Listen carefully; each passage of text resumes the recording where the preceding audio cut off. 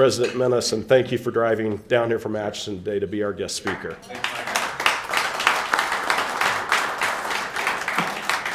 Thank you, Michael. Thanks for setting this up. What a great honor it is for me to be here. It's exciting for me. Mike had kind of gone over a little bit of my bio. I have a abnormal path to college presidency, right? You know, I graduated from my alma mater, then I went to Washburn Law School. I went to the Johnson County DA's office after that. I'll tell you some, for you folks that have been around a while, you'll be interested to know that my first boss in the Johnson County DA's office was a guy by the name of Dennis Moore. Okay, you guys know Dennis Moore. I reported to a guy by the name of Paul Morrison. You guys heard Paul Morrison? And then, interestingly enough, the intern that I had from KU Law School was a guy by the name of Phil Klein. So in that office was Dennis Moore, Paul Morrison, and Phil Klein all at one time. So anyway, that was an experience in and of itself.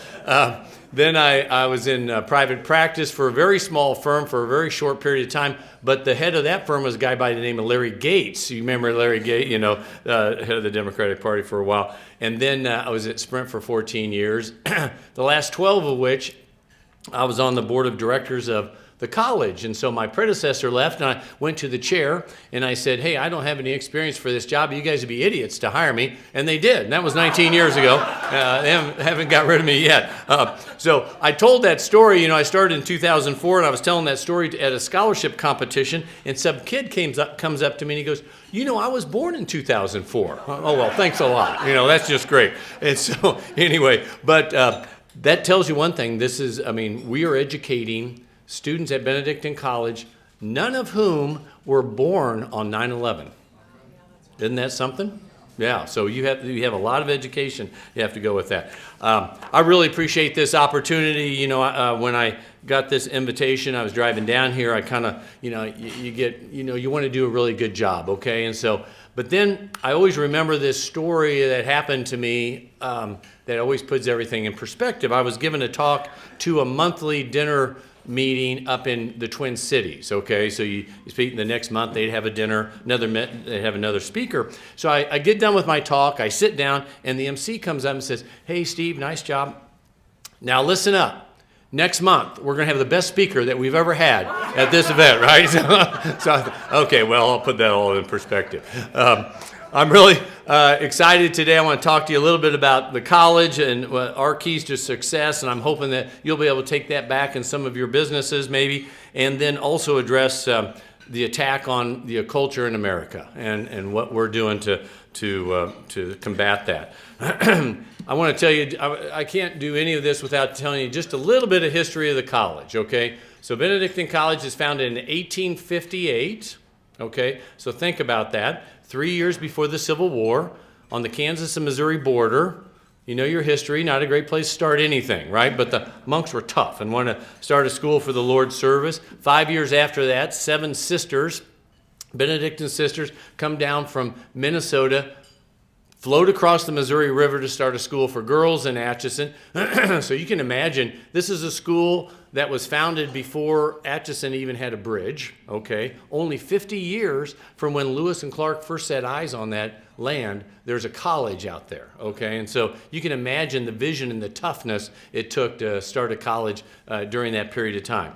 So this is a school that has survived the Civil War, 2 world wars, the Great Depression, 2 pandemics, the civil unrest of the 1960s, the financial burdens of the 70s and 80s. So lots of ups and downs in 165 years. But I don't think it's any question that even though we've been around 165 years, probably now is we're really seeing a renaissance at the college. In the last 15 years, only in 15 years, our enrollment has doubled. We've built 14 new residence halls. We're building 3 new as we speak. We've built 6 new academic buildings, started new programs, which are pretty unique for small liberal arts colleges. I'll speak of 2, engineering and architecture. You don't see very many small liberal arts colleges having engineering and architecture. In fact, for Catholic universities, there's 250 Catholic universities in America. There's only 4 that have both engineering and architecture. Catholic U, Detroit Mercy, Notre Dame, and Benedictine College. So right here in Kansas, you have a pretty forward-looking, entrepreneurial-minded school there, okay? We've received national recognitions for the first time in our history in the last 15 years. We're a top 10 U.S. News and World Report school. The Cardinal Newman Society has created this top 20 Catholic universities in America, and we're on that list. So a lot of great things happening. People ask me all the time, okay, why all this success and why now? You see reports all across the country. Enrollment is decreasing, but yours is increasing. You're building new buildings. You're doing all these great programs. How are you doing it? And our answer in part is pretty simple. We made a decision a few years back that we were going to be a mission-driven place, and that everything that we did, every decision we made was going to be consistent with that mission, okay? There's a writer, a business book writer named Jim Collins. He wrote Good to Great and other business books. And he says that the most important thing that you can do in an organization is create a mission and live the mission, okay? We kind of think that if you do that, you'll be successful. We have a monk that says, are you willing to go bankrupt for your beliefs? Are you willing to go bankrupt for your beliefs? And we kind of think that if your beliefs are true, and the answer to that question is yes, that you'll never go bankrupt because your beliefs will carry on to success every time. And so that's what's happened at the college. I wanted to go over a little bit about our mission because it's important for our attack on the culture, okay? And so I always talk about our mission in pictures. It's just easier for me to explain. So we've got this foundation, and every mission should have a foundation. Our foundation is what we call the 4 pillars. We're a Catholic college, a Benedictine college, a liberal arts college, and a residential college. Catholic, Benedictine, liberal arts, residential. This is who we are. This is our foundation. And those pillars then support our mission to educate our students within a community of faith and scholarship. So this idea of integrating community, the idea of building community, having a strong faith life, and having great academics combined is really critical to our success. It's unique in the marketplace. Nobody's doing it quite the way we're doing it. And so I'll touch on those 3 because this is important in your life as well. I know it is. So we're going to have our students live the mission of community, faith, and scholarship on our campus, not for us, okay? We're going to have them live the mission so when they leave, they'll understand the power of community, that the whole is stronger than its individual parts. Humans are social beings. We need each other to be fully alive. This room probably would agree with me. We probably know that better now coming out of the pandemic than we've ever known it, right? A few years ago, society said what? You can't build community. You can't build friendships. You can't have relationships. You have to wear a mask. You can't even get within 6 feet of people. And we missed something, didn't we? We're just now seeing the ramifications of that coming out of the pandemic. You see this huge, especially with young people. You know, their ACT scores are dropping off the map. Their mental health is increasing. It's terrible out there. Okay, right? Because society didn't understand how important community is. We do. And so our students will understand that. When they leave, they'll have a close and personal relationship with Jesus Christ, understand that true happiness comes from doing God's will. And finally, they'll be lifelong learners and understand that when they're getting bombarded by all this information, and they'll be able to take that and analyze it and make a good decision. Oh, thank you. You're so nice.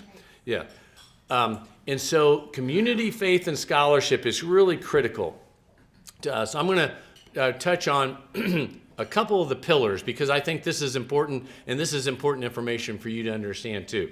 First off, we're a Catholic college, and this is who we are, but we're also a Benedictine college, okay? And so I want to explain the Benedictines a little bit. So some of you may not know about them. It's the oldest order in the Catholic Church. 1,500 years ago, Saint Benedict wrote his the Rule of Saint Benedict, and it's literally the oldest organizational constitution in the world, okay? Still being read by the monks every day at dinner and the sisters across town every day at lunch.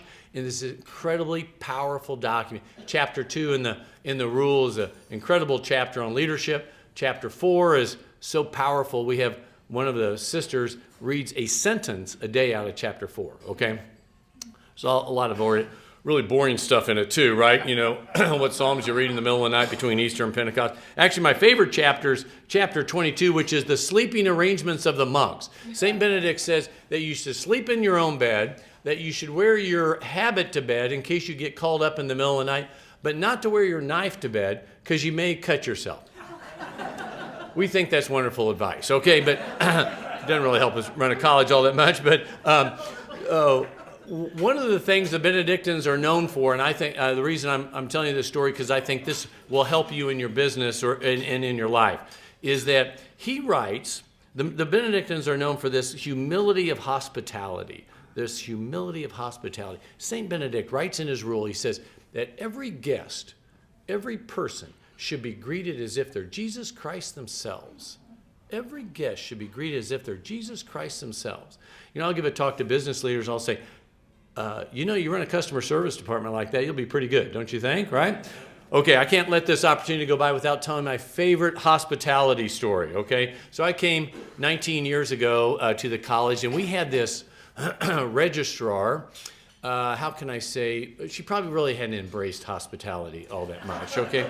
Apparently, one of our students goes to ask her a question, and boy, she just jumps all over him. It's just not very nice to him and kind of berates him a little bit. And so I hear this story, and the next day I go to her and I say, I'm kind of distressed by this story, and I need to know, did you treat that student as if he were Jesus Christ himself? And she says, you know Jesus never would ask a stupid question like that. Well, okay. So this is why she's the former registrar, okay? Can't embrace hospitality. So anyway, that's something to think about. I think it's a great way to live a life, right? You know, treating others as Christ. We're a liberal arts college, which means that our students take classes all over the college. And let me tell you why I think this is important. This is kind of an old idea, right? Okay, but we're in this era where I think our students are becoming information rich, but analysis poor. They're getting bombarded by tons of information every day. You can take out a phone and get a website anywhere around the world, right? The question is, how are they going to know whether this is true? And how are they going to be able to analyze it and make good decisions? Well, you know, if they leave and they have a foundation in art and literature and math and science and theology and philosophy, language and culture, well, now all of a sudden when they're bombarded, well, they can take this information and make good decisions, okay? So that's why it's important. The last is residential, which wouldn't seem like it's on the same level, but actually our residential life program, so we have a 4-year residency requirement. You have to live on campus 4 years unless we don't have space for you. But this is important for this reason, that we want to develop America's next leaders.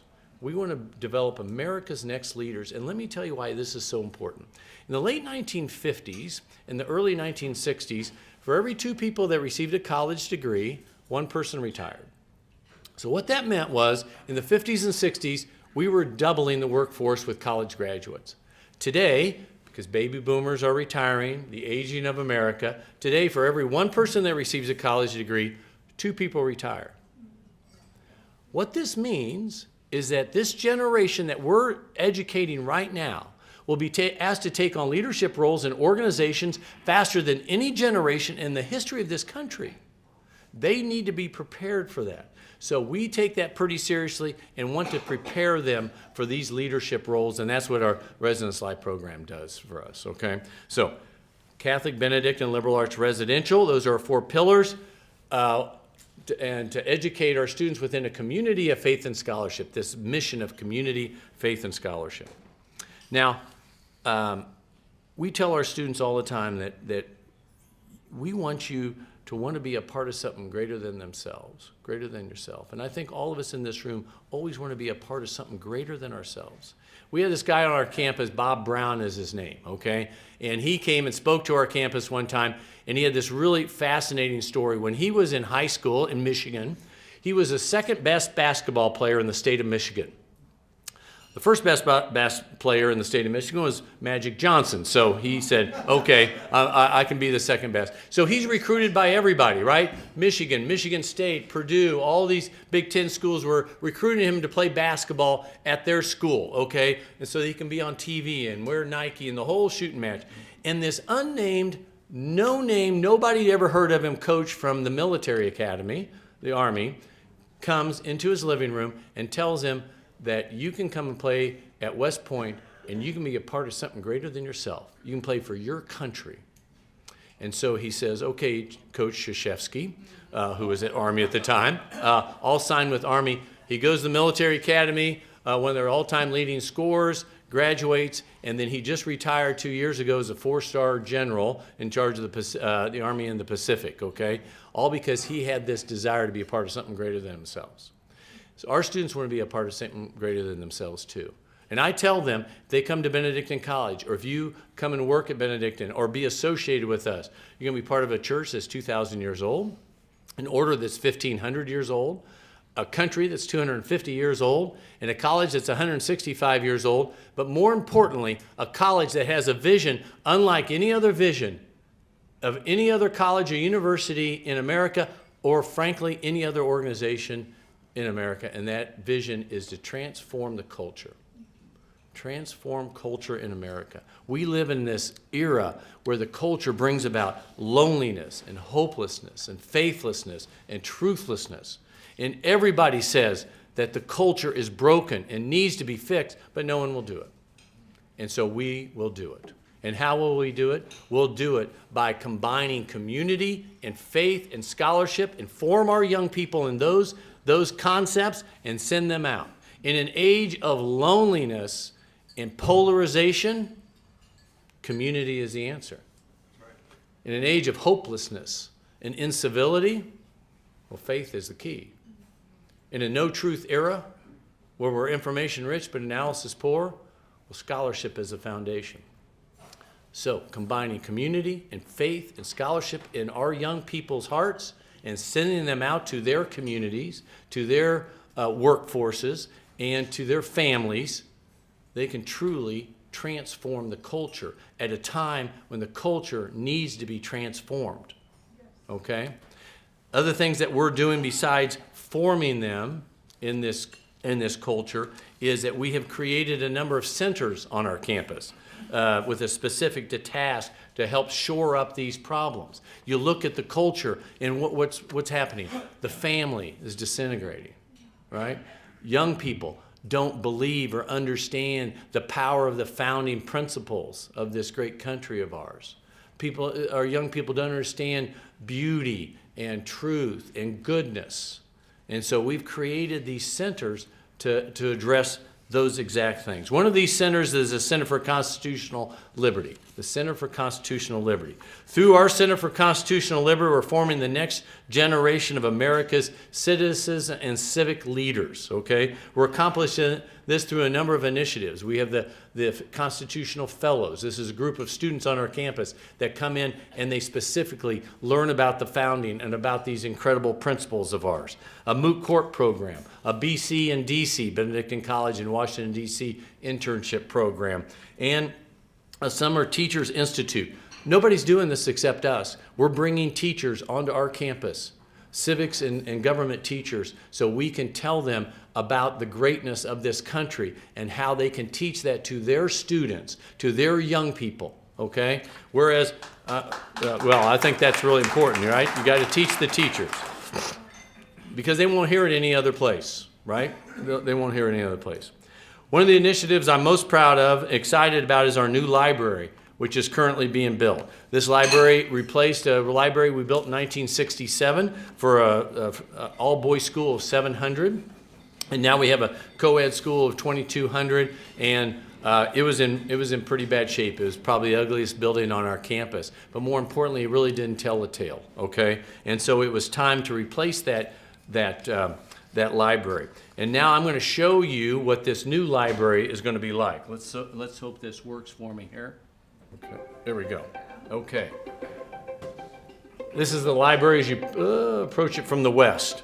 The central building contains a museum-quality space for historic displays to tell the story of this country's history. It also contains a replica of the Assembly Room found in Independence Hall in Philadelphia, where they wrote the Constitution and debated the Declaration. And now in Atchison, Kansas, in our state, on our campus, we'll have a place where our students, as well as grade schoolers and high schoolers in the region, can learn about the history and the traditions and values of our country through mock constitutional conventions and debates, and allowing us to carry out the urgent task of preserving and handing on the principles of liberty and self-government to future generations. Create a new quad on our campus. The new library matches the architecture on our campus. It's classically designed with input from our architecture department.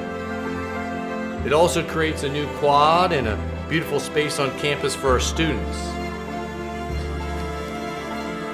This new library will increase the amount of study space from 8% of our student body to 30%, and it has more shelf space for our books, allowing for our collection to grow. But the most important benefits of this new library are not the things that can be measured by statistics. The most important benefits are the intangible ones. Our students will enter the building under the loving eyes of Our Lady. We'll be surrounded by classically inspired beauty, echoing the timeless importance of the liberal arts education as the foundation of our college. The tower room that you'll see on the second floor is designed to host special academic occasions, things like thesis defenses, honors capstone presentations. And one of my favorite rooms will be the reading room, where our students will be immersed in knowledge and their intellectual senses will be heightened. This library will be a building worthy of the dignity of learning, elevating the minds of our students, inspiring them to rise to new levels. This library will certainly provide a world-class place to study and do research for our students. But more importantly,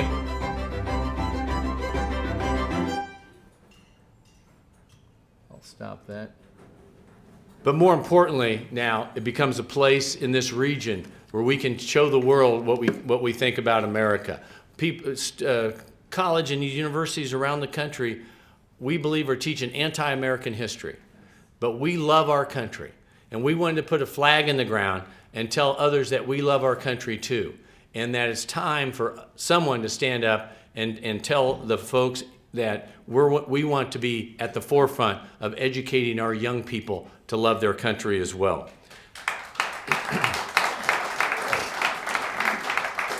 At the groundbreaking for this library, our student government president, a kid by the name of Jeff Schremer, 20 years old, from Pittsburgh, Kansas, said these words.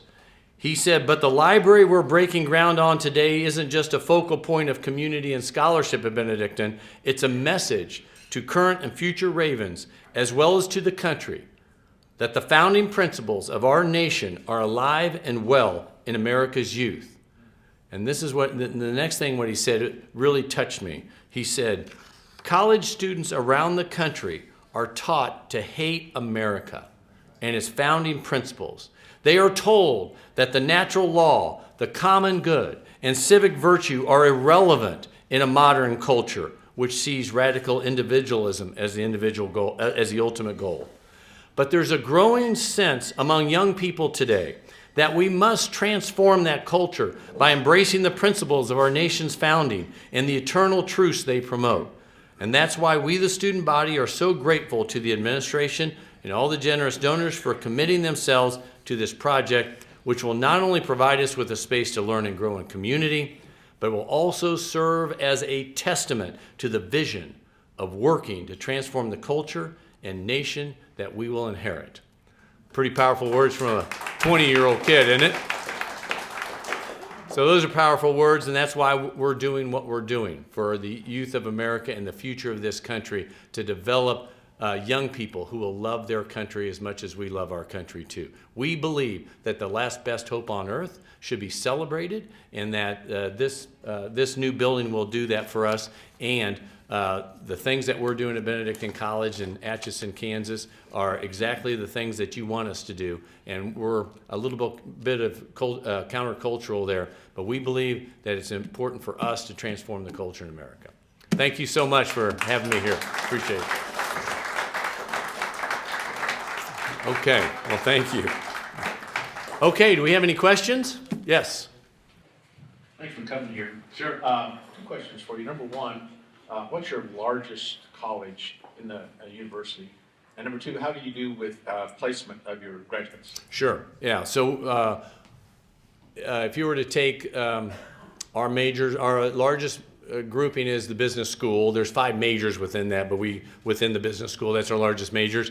Our sciences, engineering is probably our next largest major. We believe we also have spent a lot of time trying to build up our education department. We're nervous about education, okay, and creating teachers. There's a real lack of teachers in this state, and we want to provide those teachers. One of the things that we're doing, I don't know if this has hit Wichita as much, but there is this huge influx of new classical schools in the United States. I get a call probably every week from a principal of a classical grade school or high school in the United States looking for teachers. They want to get back to the basics as well. So that's been, we're educating new classical teachers. So I would say a business school, sciences, specifically engineering, and then education. One of the other things that we're doing to show our entrepreneurial spirit, we've announced that we are beginning the process to build a medical school on our campus that, if all things go well, will be in the fall of 2027, so we're hoping that happens. A new medical school just opened down here in Wichita, I know, and so it'll be very similar to that, but it'll be a Catholic medical school, so it'll help both 40% of rural hospitals are Catholic hospitals, so it'll help promote them as well as rural medicine. So, And placement? what's that? Placements? How are your placements? Well, very good. We're hoping to get more people at Washburn Law School, of course, and medical schools. 100% of our students that apply to medical I school. mean, after graduation placements. How good are they? How successful are they getting placed? Oh yeah, jobs and things. Well, I think our last 3 years, we were at 97% of our students get either in the grad school that they wanted to get in or get a job within 6 months. Thank you. Yes, ma'am. Oh, got it right over here. Does Benedictine receive any federal funding, or is it all privately funded? So I wish I could say we receive it's all private, but we do receive federal funding. But part of the problem is that, you know, the left has done a really great job of defining federal funding. Okay, so a loan that a student takes out to go to college is now considered federal funding. So we get a lot of federal funding, but most of it is in loans. So, and I'm not, I mean, your question, I got to tell you, we're a little nervous about this, right? I mean, if the election in 2016 would have went a little different way, we would have been in a lot of trouble. I mean, Hillary Clinton all but said, if you have single-sex dorms and you don't allow a male who identifies as a female to live in a female dorm, then we're going to take all your federal funding away. This is a serious thing. Whereas we believe that would be a violation of the First Amendment for us, right? So, yeah, Greg, an alum of ours, Greg Peter, yeah, from Benedictine. Thank you for everything you've done for our college. It's been incredible. We're very proud. My question is, Lou Holtz has become a very great fan of the college. I know you have a lot of great Lou Holtz stories. Kind of explain his relationship with Benedict and how that came about. Sure. Does anybody, you know who Lou Holtz is, right? Okay. So Lou comes to visit. I asked him, actually, I was at a lunch very similar to this one time, and he was the speaker. And he just by chance happened to sit next to me, okay? And afterwards, I'm talking to him about our commencement speakers, stuff like that. And he says, Oh gosh, Steve, I've given 5 commencement addresses in my life. They're the most rewarding experiences I've ever had. I said, well, Coach, I'd love for you to have another rewarding experience at Benedictine College this May. And he says, and you know, he's like, charges like $30,000 a speech, okay? A little less than what I charge. But anyway, did I tell you, did I give my speaking fee before you invited? No.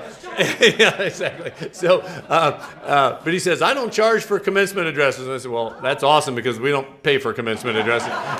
So he comes and he gets out of the car. And, Coach, great to have you on campus. And he says, I've been on your website. I hear that you want to build a grotto. I want to be the first donor. And he hands me a check, okay, to donate to this grotto on our campus. On Monday, after he speaks, I get a call from his office, and I said, oh, how you doing? He says, Coach had a great experience, and he wants to know if you can help him out. Love to do anything I can. And he says, well, next month, he's going to go see the Pope, and he wants to know if you can get him in to see the Pope. So, well, I'm not really all that good of buddies with the Pope, okay? But what I'll do is I'll talk to the Archbishop, who is closer to the Pope than I am. So I guess the Archbishop must have wrote him a letter, and lo and behold, next month he's up on the stage with the Pope getting his picture taken with him.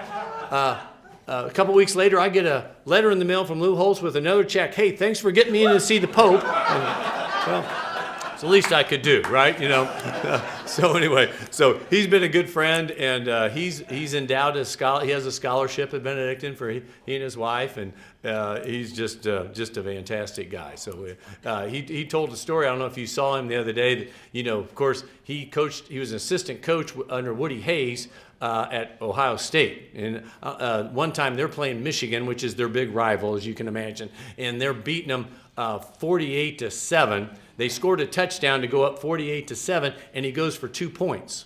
Okay, Woody Hayes does. And after the game, they said, now, Woody, why'd you go for 2 points at the end of the game like that? He says, because I couldn't go for 3. Okay, so anyway, so that's it. And Lou, one time, the Ohio State played USC in the Rose Bowl that year, and of course, O.J. Simpson was playing for USC. And O.J. Simpson they're on the 20-yard line, takes a pitch and goes 80 yards for a touchdown. And at halftime, Woody Hayes says, how come you let him go 80 yards? And he says, well, that's all he needed. You know, so anyways, but those are my Lou Holtz. So he's been a really good friend of the college. He's been at our place 3 times. Each time was, as you can imagine, a riot. So we appreciate it. Any other, oh yes, please. Yeah, building on Lou Holtz, you said earlier that you're on the plane with Notre Dame having both engineering and architecture. Yes. When are you going to schedule in football? Yeah, well, no kidding. What we won't do is we won't have Barack Obama as an honorary degree recipient on our campus. So, but yes. How many students are from out of state? Yeah, that's a really great question. So we have developed. When I came 19 years ago, we started seeing the demographics, okay? And I'm going to tell another demographic that will be of interest to you. But we saw the demographics, and we saw that the number of college-age students in the Midwest and the Northeast was decreasing at a pretty fast rate. We knew at the time then we cannot afford to be a regional college. So we really did our best to create a national reputation, and it's really worked for us. Most small liberal arts colleges and most state universities will have about 75% of their students from their home state. Wichita State, about 75% from Kansas. KU, K-State, same thing. Only 20% of our students come from the state of Kansas, okay? So if you were to take our top states, Kansas would be number 1, Missouri would be 2, but then Colorado, Texas, California, Virginia, Michigan, Minnesota, and so all over the country, we got all 50 states. So it's really important for us to do that, and it's grown. I wanted to leave this. I'll take another question, but I thought that you'd be very interested in this interesting statistic. So in the history of the United States, whenever there's been a financial crisis, the year of the crisis, the year after, and the third year, birth rates would drop. Okay, so think about that. 1929. 1930, 31, the Great Depression, families were nervous, right? They stopped having babies but by the third year, every time, the third year after a financial crisis, birth rates would bounce back up, okay? Until 2008. For the first time in American history, Birth rates went down in '08, that financial crisis, went down in '09, went down in '10, and did not bounce back. They went down in 11, 12, 13, 14, okay? To replace society, you need 2.1 births per female to replace a society. Right, and America has always had 2.1 births per female until 2017, and now we're about 1.7, 1.6, 1.7. This is a very serious problem in the United States, folks. I mean, it's very, you've seen what's happened in Japan, okay, right? Birth rates have dropped, and so this is what's causing the 2 and 1 that I told you earlier. What we're worried about, of course, in 2026 is the first year that 2008 group goes to college. So in 2026, the number of college-age students will begin to decrease and begin to decrease at a very, very fast rate. This is serious for college-age students, but it's also serious for the state of Kansas and small towns in Kansas too, right? Less births mean less people, mean contracting, and all the things that go along with that. So anyway. Yes, I need 30 hours by July, I think it is, to renew my teaching license. Okay. Do you have online classes? I have 3 horses that don't want me to move. Well, we do in our master's programs. They're all online. Our Well, I master's in have school. masters, so Oh, that's not going to help you. doesn't matter. Yeah. Other than that, we don't have any They just undergrad. Give me an education. Yeah. Okay. They just made this new rule. Great. I need- Let me give you my card, and then why don't you send me that note, and I'll put you in charge of our head of our Thank you. education department. Yes. Good. Thanks. Any other questions? Okay. Yeah.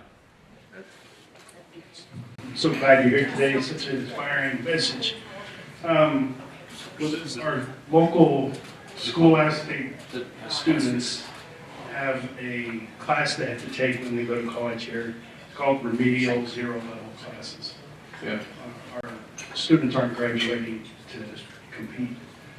Does Benedictine have zero-level classes, or do they all start with it? In the fall? So no, that we would. I mean, we just normal thing, but we do for those that are going to struggle or we don't think that they have as good a background, right? We will have we have a student success center, and so they're assigned to someone in the student success center, make sure they're getting tutoring and things like if they need help. But no, our classes are all our classes. We don't have that. That's interesting to me. That's too bad. I first of all, love Benedictine. I've got several relatives of Lynn's, Joseph Asher, a few others that sure. graduated Benedictine. Yeah. But my question is, you kind of said something that seemed to me that we have a problem. We have too many universities teaching garbage. So I'm just wondering that, the immediate fallout from us having fewer students to apply at these schools is some of the other garbage schools that are teaching wokeism, maybe they'll go away. I mean, isn't it a good idea to purge our country of some of these colleges that are teaching nothing useful? Right, but I mean, I agree. Yeah, this is my opinion anyway. I think that one of the reasons we're successful is because we're countercultural and we are, we're trying to say it a way where you don't say we're not woke. We always say we're kind of the college of normal, okay, right? Kids don't want to get caught up in all this. They love their country. When they come to us, they love their country, right? The only time when they come out is when they have their problems of other universities because they are just inundated with all of this. So how did this happen? You had the Vietnam War, and you had all of these PhDs in the major universities. You basically becoming anti-America, okay? And so then what happens is how do you become a PhD in America? Well, these PhDs see something in you that they like, and they go to you and say, "Gosh, you know what? You should go get your PhD, and you can study under me." And I'll get you your PhD, and then you can start studying. So then all of a sudden this, it just goes round and round and round. I'm not kidding. We had an American history opening, and people were telling me, it's going to be hard for you to find an American historian in the United States that has a PhD that loves America. I'm not kidding. It's very difficult. So that's why schools like ours, a school like a Hillsdale school, those types of places, are so important for America today, in my opinion. Yeah. Hi, Steve. Thanks for coming. Yeah, sure. As a mom of a Benedictine graduate, I just wanted to put a plug in. It was a great experience for my daughter. She has lifelong friends from around the country that think like she does. They're people who are giving back to society. They really care. They have a strong faith, and it's just been wonderful. One of the things that struck me about Benedictine, it was smaller then. It was about 1,000 student school then in 2007. But everything happens on campus. They study together, they go to sports together, they socialize together. I mean, the only place really to go besides campus is Walmart. Right. We made several Saturday night trips. That's exactly right. Yeah. So that building the community really came naturally. Yeah. And the library just really is very impressive. My cousin, Father Matthew Hobbiger, has told me about the library. Yes. He's very excited. He's very So supportive. Congratulations. And Thank you. I'm just really proud of you. Oh, thank you, Sandy. Appreciate you. Yeah, thanks. A couple quick questions. What's the average cost to attend? So I'll give you the sticker price. Sticker price is $32,000 for tuition and about $11,000 for room and board.